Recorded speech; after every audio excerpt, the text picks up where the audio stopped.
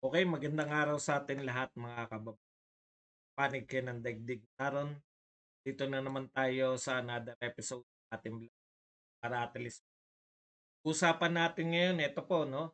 Ah, Bumaba po, ayon po sa latest survey ng Asia, bumaba po ang rating nito Pulong Marcos at ni Vice President Sara Duterte. Ano po epekto nito at paano dapat tinitignan tong survey na to? Yan po mga pag-uusapan natin at syempre nagpapasalamat tayo sa Makabayan Black Media dahil po sa maaga niyong pinopromote ang kandidatura ng ating Vice President Sara Duterte. Maraming maraming salamat kasi talagang aware na po ngayon yung buong Pilipinas na tatakbo bilang presidente si Vice President Sara Duterte. Nang hindi po walang gastos, hindi po nag-hire ng PR, wala pong walang anong tawag doon, napo-promote po. Kasi nakakahiya pong 'di ba, mag-promote ng maaga kung ikaw ay kakandidato sa 2020. Pero dahil po sa patuloy po ninyong paninira, nakakapag-promote po si Sara Duterte ng kanyang qualifications, ng kanyang mga nagawa, thanks sa lahat ng kanyang mga detractor. Dahil po, ang laki po ng tulong na lalo na yung media, no? Lalo na yung media. Okay, yan po ang mga paglilingkod natin, pero bago yan, kung bago ka pa lang dito sa ating channel, mag-subscribe ka na. Dahil ito lang ang tayong channel na may kinikilingan, may pinapanigan, una sa balita, huli sa impormasyon, kaya ano pang hinihintay nyo? Pindot na. Okay, pag-usapan po natin mga kapatid, no? Thank you very much muna kay Mr. The Third na nagbigay po sa atin ng 24 pesos na pangkape. Yan. O yung mga ginagawa po nating moderator, hindi po tayo basta-basta nagtatanggal ng mga maninira. Para wag niyo po silang tatanggalin para mamaya may laruan tayo. Okay, pag-usapan po natin, no? Ito po, siyempre, unahan na natin yung mga magsasabi na naman ng kung ano. Ay, teka muna, mga maliliit muna. Si Aling Maliit po, si Gloria Macapagal Arroyo. Nako, ito po. Balita po to, no? Ngayon lang po, kahapon pa yata to. Pero ngayon po pumutok to, no? Sinampahan po ng bagong kaso si Gloria Macapagal Arroyo ng 38.807 billion illegally disbursed from Malampaya Fund, no? Ito po ay ikinaso sa kanya pagkalipas po ng dalawang presidente pagkatapos niya. Ito po ay kinasuhan siya sa kanyang mga ginawa nung siya ay presidente pagkalipas po ng dalawang president. Alam na natin, no, kung sino po yung lately nakatalo nitong si Aling Maliit. Medyo maganda pong panahon. Wala po akong pakialam diyan sa dalawa na yan. Alam naman natin yan, no? Ang nagkalaban lately, ang bumangga po sa kaya Gloria Macapagal Arroyo ay wala pong iba kundi to si Martin Romualdez, 'di ba? Hindi naman po nila nililihim 'yan, no? Sila po yung huling nagkabanggaan. Mukhang tinatantya ko po na pareho naman silang mayaman. Mukhang magkakaubusan 'tong dalawa na 'to, no? Ako, wala po akong pinapanigan diyan, Sara Duterte tayo, Duterte tayo. Pero yung hayaan po natin 'yan, manood po tayo. Wala pong lugi diyan, parehong hindi siguro, yun siguro yung experience as politician, mas marami yung experience ni Gloria Macapagal Arroyo. Pero kung paimpluwensyahan, paramihan ng pera, ayan, magkakasubukan yan. Kaya manood lang tayo kung hanggang sang hantong yang ano na yan. Kasi hindi ko ma-imagine, no? After dalawang presidente, natapos po yung termino ni Pinoy, natapos yung termino ni Pangulong Duterte, tsaka po sasampahan pa ng kaso si dating Pangulong Gloria Macapagal Arroyo na may kinalaman sa kanyang ginawa nung siya ay Pangulo pa. Oh, ang layo na, no? Dalawang termino. Kaya titignan po natin yan. Very exciting. Ah, wala akong sinasabi kung sino ang behind that, pero hindi naman kayo mga bugok eh, di ba? Alam niyo na yan. Kaya manood lang tayo, maraming mga pera yung mga yan, may mga kakayahan talagang maggastusan. Tignan natin kung sino ang makakasurvive. Parehong political heavyweights, ah impluwensyahan, mahuhusay po sa kanya-kanyang impluwensya yan na natin kung hanggang saan ang kanilang mga PC. Okay, punta na po tayo. Dito po sa ating approval rating.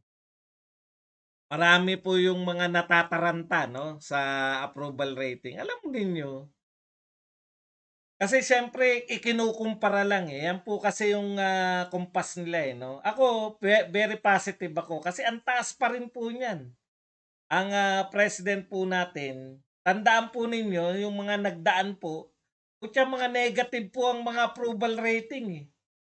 Nakukuha nyo, hindi po siya ano po trust and approval rating. Nagne-negative po yung mga presidente nung araw. Ngayon po, majority pa rin. Di lang natin in-expect. Kasi syempre, alam niyo naman, fair share, talagang high na high pa yung mga tao. 'Di ba? Tapos, sa mga second year tsaka na uli yan, yung interest po ng tao sa politika, tsaka na uli pag malapit na uli ang mga eleksyon, di ba? Lalo na yung 2028. Kaya, normal lang po yan.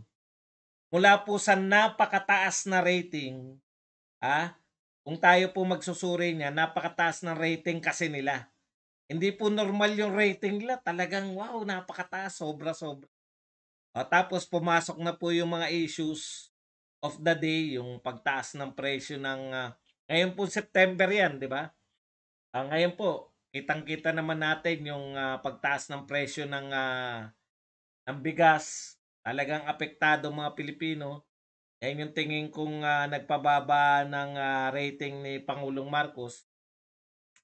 At saka yun naman pong kay BP Sara, yung walang puknat, walang humpay na pagtira sa kanyang confidential fund sa gawa-gawang kwento. Pero at the end of the day, pag nalutas na po yung problema sa bigas, katulad po lately, nakita nyo naman na kakahuli na tayo ng mga smugglers, nagkaroon na rice cap, price cap, hindi na po ganong tumataas yung bigas natin, nabigyan ng ayuda yung mga pinakamahihirap na mamamayan natin, na pinamigay po yung mga nakumpiskang mga bigas, nakasuhan yung mga smugglers. Tapos kay BP Sara naman, lumilinaw na po na pamumulitika lang po tong lahat. Mag-stabilize na rin yan. Hindi po natin kasi sa una, ganun po talaga, no? Sa unang taon, pagkapanalo, talagang ano pa yan, high na high pa, no? Fair shares, matataas talaga rating yan. Mga susunod na taon. May pagbaba kasi may mga dating supporter na hindi na supporter eh. Tandaan po natin yan, di ba? Okay. So wala po tayong magagawa. Usual po yan. Hindi po yan. Pero titignan nyo po, mababang mababa po ba? Tignan nyo po. Wag nyo pong ihalin tulad yung sa June. Tignan po lang natin. 65% ay napakataas po nun. Yan po ang rating ni Pangulong Marcos, 65%. Ibig sabihin, mahigit kang kalahati, super super majority pa rin po yun. Majority pa rin po ng Pilipino ay approve at sumasang-ayon at nagtitiwala sa ating Pangulo. Kay Vice President Sara Duterte naman, 73% ay napakataas po niyan. Yung kung titignan niyo po yung galing lang kasi tayo sa Pangulo na napakataas ng approval at trust rating. Kaya ang hirap po ikumpara si Pangulong Duterte. Pero yung before po yan, si Vice President Sara Duterte, wala pong problema kasi negative pa nga yan si Leni Robredo eh. Kaya talagang ang layo pa rin niya. Pero kung ikukumpara po natin si Pangulong Marcos kala Pinoy, kala GMA at sa mga nauna pa, eh mataas pa rin po talaga yung approval rating ni President Bongbong Marcos. Ngayon, eto po 'yon, no? Pwede rin natin tignan 'yan na yung talagang yung continuous effort na sirain yung solidong unit team, eh nagbubunga na. Kasi marami ron sa unit team na yun nakukuha na didismaya eh. 'Di ba? Kaya nga po, kagagawan din niya ng ano eh, yan yung sinasabi natin na the only chance na meron yung ating mga kalaban sa politika ay yung mabuwag talaga yung unity team. Hindi po naunawaan niya ng mga vlogger ng both sides, yung mga sumusuporta kay Pangulong Marcos, yung mga sumusuporta dati kay Pangulong Duterte. Kaya lang ang dali pong ispelengin nung sumusuporta kay Pangulong Duterte sa tatay. Kasi hindi naman po unity team in the first place yung mga yun eh. Yung buong team po na yun na nagsasabi na sila ay supporter ni Pangulong Duterte. Iba po alam naman natin na si Isko ang sinuportahan ng mga yun eh. Kaya talagang yan na, nagkakaroon na po ng epekto. No? Inaalaw nyo kasi. Inaalaw ninyo na maunti-unting mabutasan yung unit team. At ang problema nito, hindi po sa labas nagmumula eh. No? Hindi po yung... Kasi ako, masasabi ko na sa mga Duterte vloggers, ako lang yung nag-unit team, di ba? Sa pagkakalam ko, pwede nyo naman akong i-correct. Okay. Pero sa BBM na mga unit team karamihan ng vlogger nila, eh talagang inalaw po nila na siraan yung kampo ni Sara Duterte. Which is hindi lang po yung epekto na kay Sara Duterte yung pinabababa nyo eh. Oh? May epekto rin po yun kay PBBM. Kaya lang di nyo nga maiugnay eh. Di nyo nga maunawaan na bakit kinakailangan pa pag nanalo na eh, di ba? Hindi nyo nga maunawaan na pag nanalo na si Pangulong Marcos, ang iniisip nyo nga is saksakin na sa likod si Sara Duterte. Yan yung iniisip ng mga vlogger na lalo na nagtitinda ng pampapogi. At yung vlogger na mukhang hindi naliligo. Yan, sino pa ba mga vlogger dyan na dating Duterte ang mga yan ha? Ang dali talagang bumaliktad eh. Mga walang importante po, no? Yung politics is addition, very basic po yun sa politika.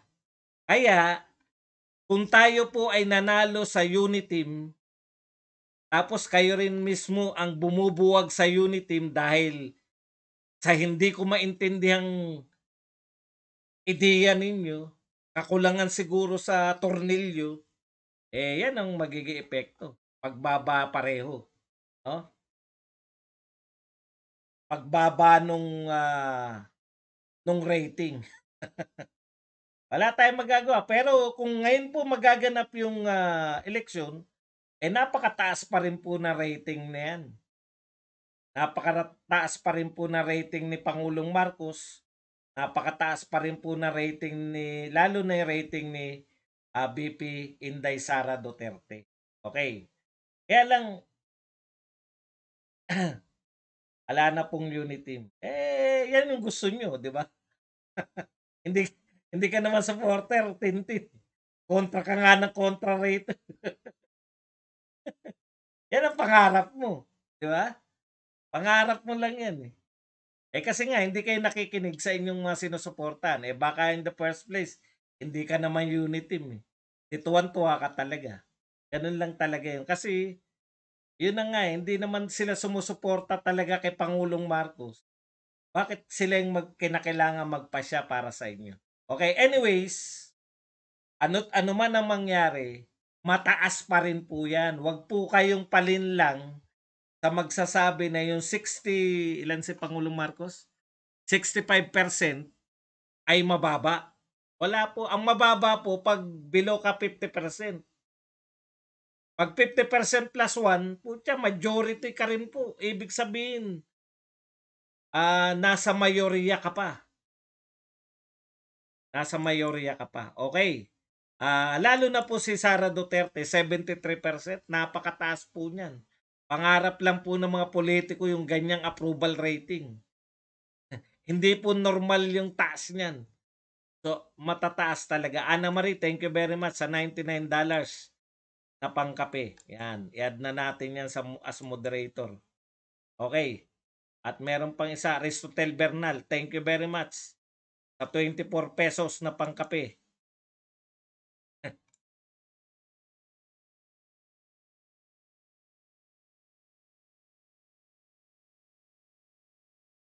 Okay, mamaya po yung mga tanong ha. Para matapos po natin tong ating pinag-uusapan.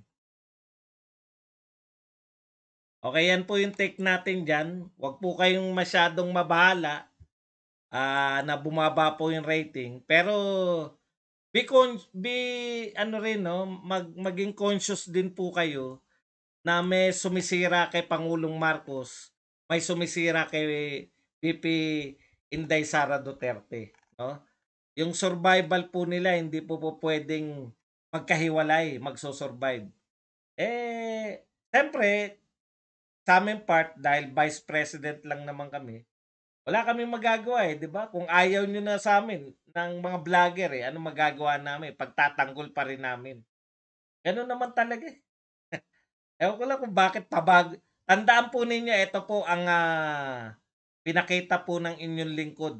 Hindi po ako nagyayabang ngayon po. Sa panahon po na inaatake ang inyong sinusuportahan, do'n po niya kailangan yung inyong pagtatanggol, 'no? Hindi po kabaliktaran.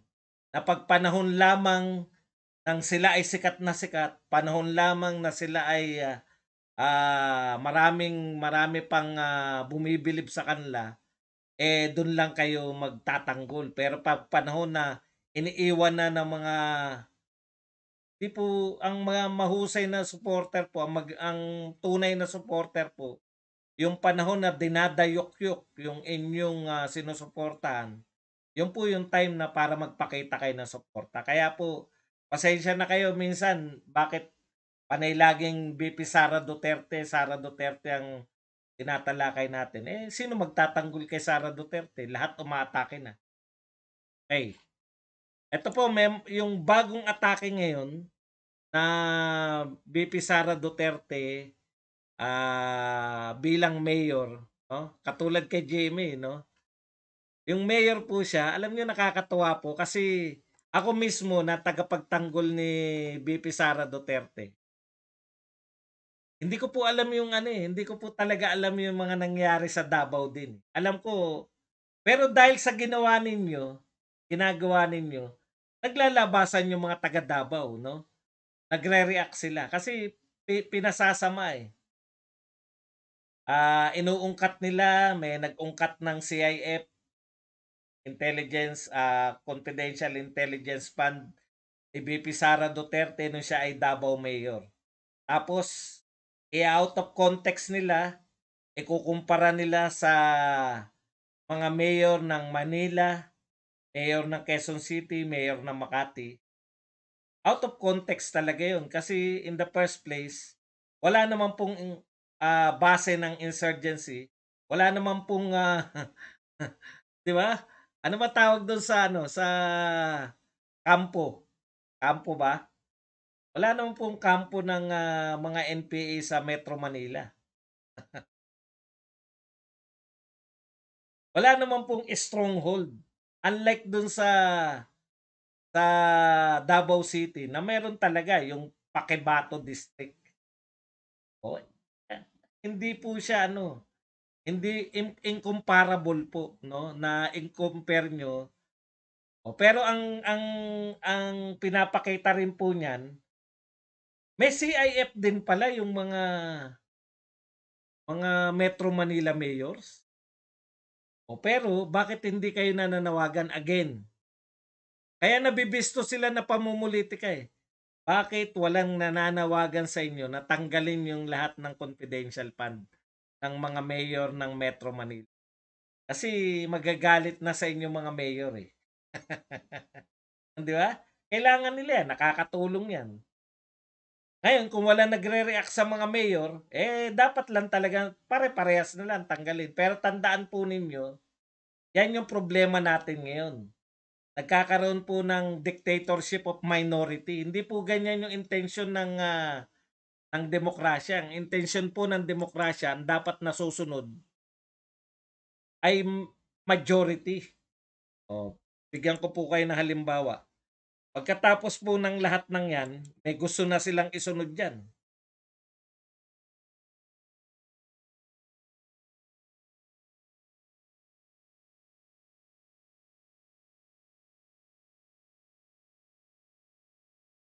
Nasa na ba si... Meron akong ito. Si Representative Edsel Lagman. Ang sabi po ni Representative Edsel Lagman, definitely the country can go ahead without confidential fund. Pero itong intelligence funds ay kailangan ito dun sa mga ahensya na engage in gathering of intelligence. Pero ang sinasabi ko, let us be frugal. Kailangan matipid pag-allocate natin kahit na sila ay entitled. Nakita po ninyo? Yung minority na po ang nagpapasya ngayon. No? Kahit daw entitled na, dati ang pinaproblema lang nila, hindi naman kayo entitled dyan. Kasi mga civilian agency kayo. Ngayon, ang inihihirit na nila dahil pinagbigyan nyo eh. Di ba? Pinagbigyan nyo sa kongreso eh, yung minority. Ngayon, ang inihihirit na nila, kahit pa entitled, halimbawa po niyan, yung AFP, yung National Security Advisor, yung NICA, no? Kahit pa daw sila entitled, dapat tipirin pa rin. Titipirin na ngayon, pati intelligence fund na ng AFP. Gusto na nilang bawasan siguro. Para po saan yan? Ano po epekto niyan? Pag tinanggalan nyo na o niliitan nyo na yung mga intelligence fund ng mga, pati ng mga AFP na yan, indirectly, pinatatalo nyo yung ating sandatahang lakas sa mga kalaban niya. Pero yung mga kalaban niya, may mga intelligence fund. May intelligence fund lahat. Tapos, yung AFP, gusto niya na rin pabawasan. Yan po ang danger pag kayo, ang gobyerno natin, ay sumusunod dun sa mga kaalyado pa. Alam naman natin lahat yan. Kaalyado ng mga yan, yung ating mga nilalabanan. Di ko maintindihan kung bakit po sila yung nagpapasya sa pagbabudget. Ang tuwa lang ng mga yan na mawala ng budget yung mga mayor. Ano po ang sabi? Saan ginagamit yung mga yan? Yung mga localized, tignan nyo po ang gusto nila, ito para dito ko lang na-realize, no? Kasama po dyan sa confidential intelligence fund ng mga mayor, bakit po dapat meron sila? Kasi po, wala po tayong peace talk sa national level. Hindi na po tayo nakikipag-usap sa mga rebelde sa national level. Saan po tayo nakikipag-usap? Localize. Localize po. Halimbawa po yung Davao City. Gusto niyang pasukuin yung mga rebelde diyan. Wala po sa line item yun. No, wala pong budget para sa pakikipag-usap sa mga rebelde para pasusukuin mo sila. Localize na lang po yun. No? So, ang purpose nun para ng mga confidential at intelligence fund, 'di ba? Dito ko lang nakalimutan ko kung si Roque yata nagsabi. Para itong mga local government unit nakikipag-usap po sila ng tuloy-tuloy. Nilocalize natin eh. Kaya po maraming napapasuko eh. Nilocalize natin yung mga pistok.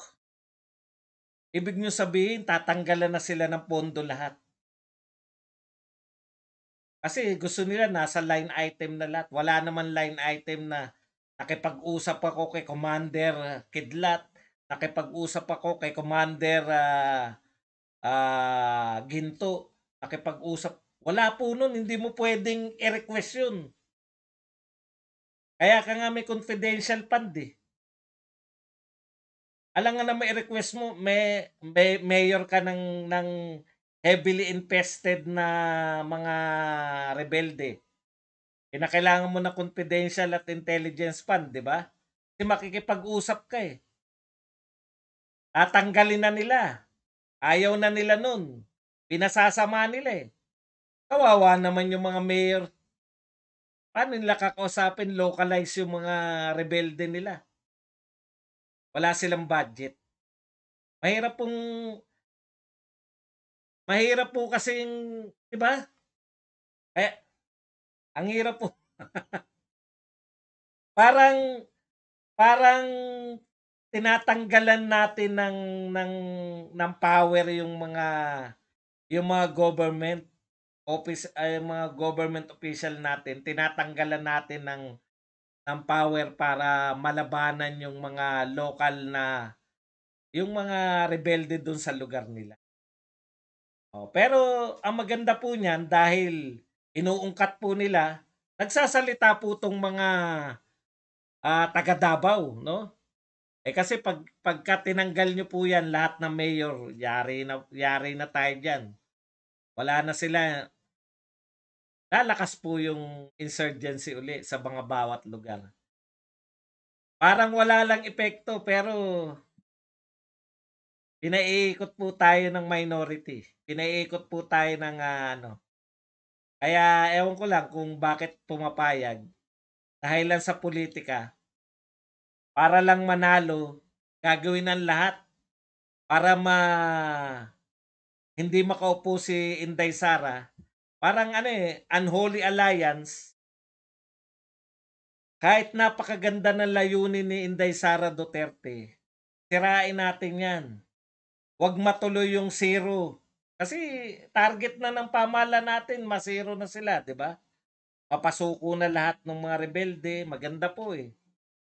Magbalik loob na lahat, tatanggalan mo ng mga instrument yung mga government. Tuwan-tuwa talaga, matutuwa talaga yung mga yan, no?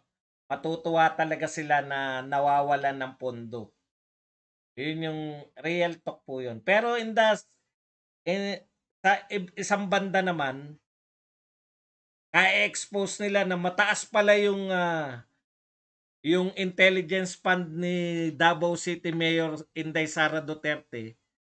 Siyempre, sasagot naman yung mga taga Davao. Ito po ang sagot ng isa sa mga taga Davao. Basahin lang po natin para magkaroon kayo ng ideya kung ano naganap.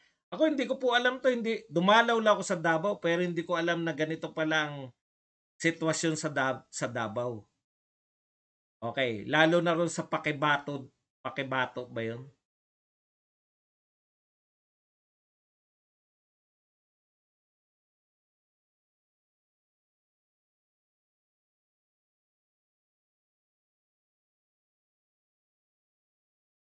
Ito po, isang nagngangalang John Del B. Camporendondo. I live in Barangay Malabog, Pakibato. after the Peace 911 initiative of the Mayor BP Inday, tourism in the area is flourishing. Many cold spring resorts were open to the public. Even a college, University of Southern Philippines Extension Campus was opened in the area, paving way to indigenous people and locals to pursue education in our front door. Tingnan po ninyo. No? Dahil po sa initiative ni BP Inday Sara, yung Peace 911, di ba? Yung dati pong kuta ng mga kapwa natin Pilipinong NPA ay naging tourism na po. Tourist spot na po ngayon. Merong mga cold spring resort na open na sa mga publiko. Ayan, University of Southern Philippines. Nagbukas na rin po ng extension dun sa lugar na dating kuta.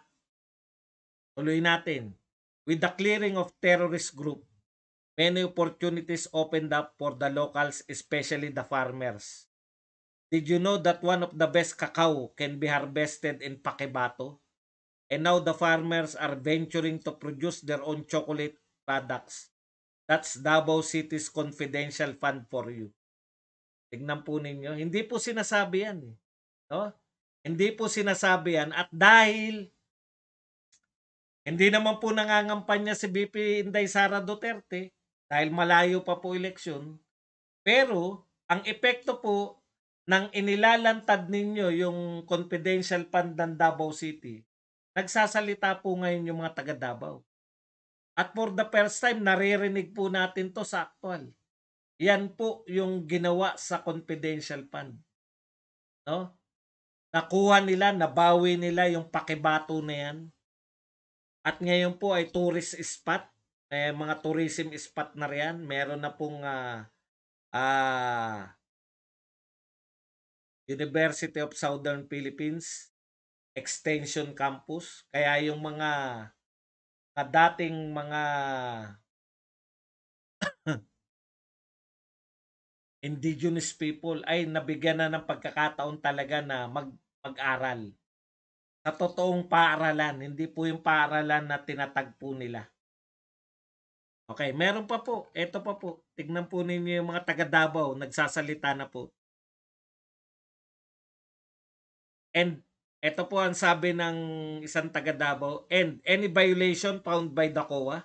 Meron na po bang violation yung confidential fund ng Davao? You conveniently forgot that Davao City is now insurgency-free and is debt-free.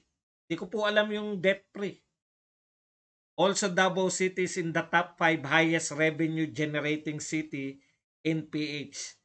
But why mention that? Diba? Bakit nila kinakailangan sabihin yan? Ayan, no? All Davao region now free of NPA presence. Davao City to be free by second half of debt-free. Wala palang utang ang Davao. One of the richest city in PH. Tignan po ninyo, dahil po sa paninira ninyo, kumakalat na po kung ano po ang Davao City. Kalabas po ng Metro Manila, Davao po ang pinakamayaman na syudad. Ewan ko yung Cebu, kung sila nagko-contest ng Davao. Lahat po ng mayayaman lungsod nasa Metro Manila. Pang-apat po ang Davao. Sa buong Pilipinas yan, ha? Nakita po ninyo? Maraming salamat sa paninira nyo dahil dyan nalalaman ng tao ang tunay na kalagayan ng Davao. Walang utang ang Davao City. Wala rin dating pinamumugaran ng mga rebelde. Ngayon, insurgency free ang Davao. Palaking bahagi po niyan yung confidential fund. Kinakailangan sagutin ng mga taga Davao eh. Kasi parang pinaghinalaan pa. Sila masayang masaya sa nangyari sa kanilang lugar na nawalan sila ng mga rebelde. Tayong mga taga Maynila, tayong mga taga Luzon, iniintriga pa. Ang tanong lang, meron bang COA? Ayan gawin niyo yung ginawa kay Gloria Macapagal. buhay na buhay pa. Bakit hindi nyo sampahan ng kaso? Yun po ang problema eh. Eto po, kay Gloria, kay Erap, at kung kay issue kay Pinoy, may mga tunay na kaso. May mga pinagpapasyahan yung Supreme Court, yung korte po, nagpapasya po sila. Nagde-declare sila na yung PDAP ay bawal. Sa panahon ni Pinoy, nagdedeklara sila ng serap. May mga tunay na kaso. Pwede pa nating enumerate ngayon. Hanggang kay Gloria, may mga pahabol pa. Ano yung ibig sabihin ng tunay na kaso? Merong binibintang. Ano ibig sabihin na may binibintang? Si Erap, ano yung binintang kay Erap? Tumatanggap ng bintang to ha, baka yung mga maka-Erap magwala. Ang sinasabi ko, may bintang ka muna para mo makasuhan. Ano yung bintang kay Erap? Tumanggap ng weteng money. Ano yung bintang kay Gloria? Hello Garci. Dagdag bawas sa eleksyon kaya nanalo kay FPJ. Ano pa? Ayan. At iba pa. Hanggang ngayon, yung malampaya. Pera sa malampaya, ginamit sa iba. May binibintang. Pinoy, PDAP. Sabi nga ng Supreme Court, bawal ang PDAP. Tanging si Vice President lang at saka yung tatay niya. Ang sabi kayo na sabi, magnanakaw yung mag-ama na yan, magnanakaw. Asan ang kaso? May kaso ba kay PRRD? Pwede nang kasuhan yan. Asan yung kaso ng pagnanakaw kay PRRD? Wala pa po yung ano ha, hindi pa po yung kakasuhan nyo pa lang. Wala pa kayong kinakaso man lang. Hindi pa po yung napatunayan ha. Wala pa po tayo ron. Napatunayan nagkasala, wala pa po ron. Naroon pa lang tayo sa may ikinaso na ba kayo? Kahit po yung confidential fund, ano po ang sinabi ng COA dyan? Ginastos ng 19 days. Oh, ayan si Bato, nagsalita na, dating PNP chief. Kung 19 days binigay sa'yo, naka-program na yan kung saan gagastusin. Takanta kayo, madali lang pong gastusin yan. Sabi ni Bato ngayong araw. Hindi po katakataka yan. Ang hinahanap namin, may nagsabi na ba sa inyo na binulsa yan ni BP Inday Sara? O si Kedyo Marbinay, kinasuhan. May kaso, may mga kaso lahat. Tanging yung mag-ama lang ang pinagbintangan na hindi kinasuhan. Pinagbintangan ano? Nanghingi ng pondo yan. Alam niyo ba, nanghingi ng pondo yan? O tapos binigyan siya ng pondo. O tapos, ginastos yung pondo. Asan ang pagkakamali dun? Asan ang kasalanan dun? Nakita nyo? Sa Davao, ang laki pala ng pondo dyan. O anong ginawa sa pondo? Ginastos. O ngayon, ano nang ang Davao? Insurgent free, debt free. Yung dating kuta, ngayon ay tourist spot na. Alam nyo, hindi, maaaring mabola nyo yung mga tao sa biglaan. Pero sa katagalan, malalantad at malalantad ang katotohanan. Anong katotohanan? Ni bintang na binulsa ni Sara Duterte ang mga yan, wala kayong binibintang. May confidential fund, ang laki, ginastos.